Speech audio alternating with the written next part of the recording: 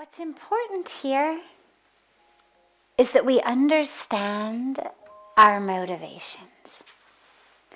Because making any choice out of fear is a choice that leads us farther and farther down a line of contraction. And so if, for example, I am afraid of being alone, if that's a fear I have, I'm afraid of being alone, and I then end up in relationships with people who aren't right, in relationships that pull me off my path. Yes, the relationships are a problem, but the core problem isn't the relationship. The core problem is that I'm making choices in my life based on a fear. Fear of being alone leads me to make all sorts of choices that end up being wrong. And so you've got to go back to the core fear. And this is where it's so important in our lives.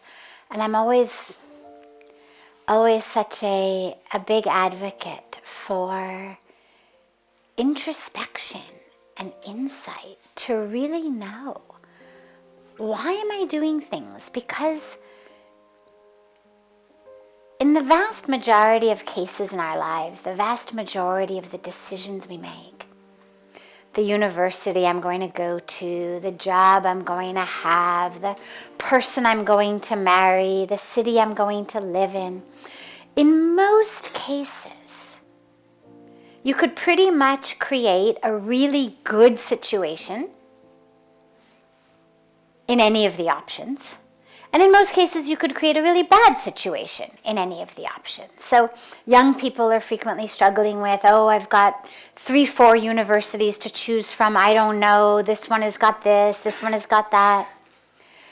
We end up again in our lives, relationship-wise, do I love him more or her more or her more? Who's right? We have it career-wise. Do I want to do this? Do I want to do that?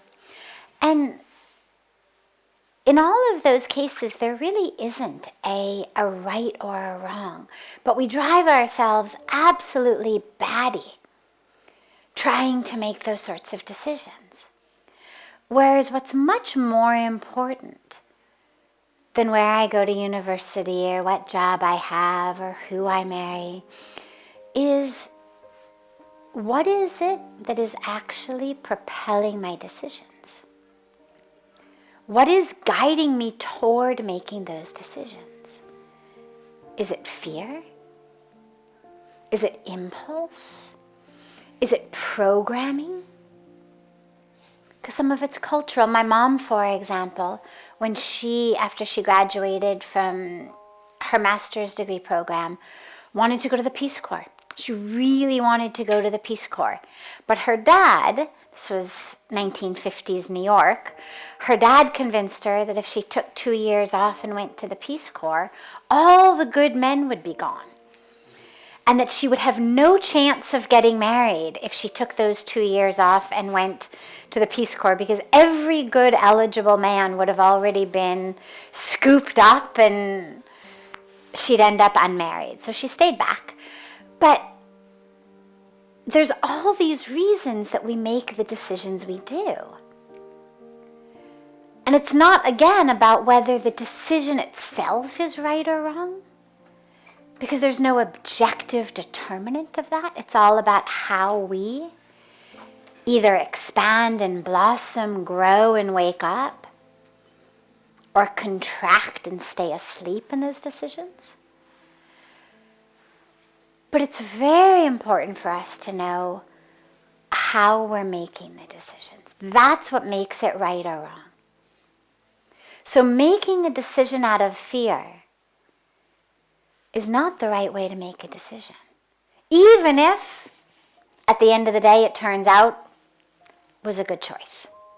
But you don't want to be guided by fear. You don't want to be guided by somebody else's story, somebody else's fear, somebody else's drama, some cultural, societal norm that says if you're not married now, it's over for you. You're going to be a 26-year-old old maid. You want to make decisions in freedom. And that's the core point, is with this questioner when she says, I don't know if I love him. Well, what's important to look at is, am I afraid of loving him? She begins the question by saying, I just suffered a bad breakup. So, is there really love here in the moment, but my fear of getting hurt is keeping me from loving? In that case, I'd say go for it. Let go of the fear. If there's love, listen to the love, don't listen to the fear. Jump in. But it could go another way. I don't love him, but I'm afraid that if I don't marry him, maybe I won't find another man. Maybe I'll end up alone. Maybe there won't be anyone for me. Maybe this will be my last chance. And in that case, again, you listen to the love, or in that case, lack of love, and you don't do it. So there isn't one right answer for this question, because I can't get in her head to know, or her heart to know, which is guiding it. Is it love for him, but a little bit a shadow of fear? In that case, be guided by love. Always be guided by love. And if there isn't love, still don't let fear drive you. Wait for the love. And this is true, by the way. I know she's asked a very specific romantic love, marriage question. But regardless of what decisions we're making in our life, love is a fantastic way to decide. Not the waves of desire, not passion or lust, not drama, but real love. Love for a specific person, love for humanity, love for God, love for Mother Nature, or just love in general. It's a beautiful way to allow yourselves to make decisions. And so if you're ever in a place where you feel like, I don't know what to do, see which way in you love pulls. And again, it may not be romantic love. It may not be, there's a person I love in one of these two cases.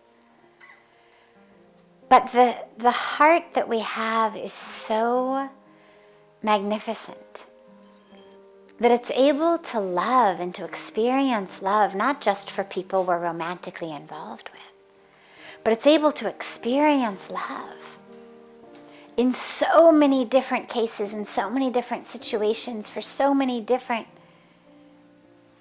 people, things, places, experiences, future generations, manifestations of the divine. So always ask yourself, which direction does love pull me in? Or which direction is fear trying to pull or push me in? Because it's always also a pretty good way to go the opposite. Not in a reckless way, but just to make a commitment that I'm not going to allow my life to be guided by fear. Because then you end up fearful. Sadly and ironically, when we make choices to alleviate fear, it actually just breeds more fear. So we think, I'll do this because I'm afraid of that.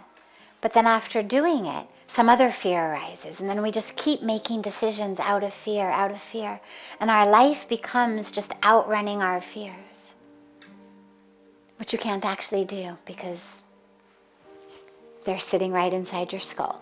And so no matter how fast you run or which direction you run in, the minute you stop, you realize, oh my God, it's still inside my head.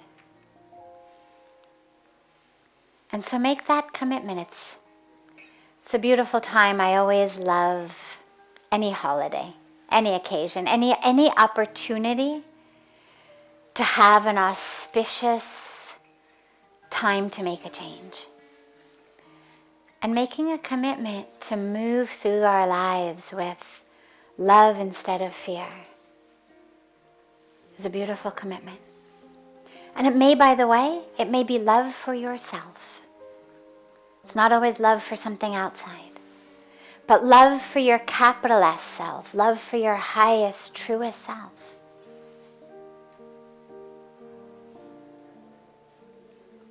That's got a much better opportunity in life than to be enslaved by your ego, or to be enslaved by your patterns, or to be enslaved by the fears of other people who may have given birth to you or raised you or been a part of your education or culturalization when you were young. That love of the self is what grants it freedom.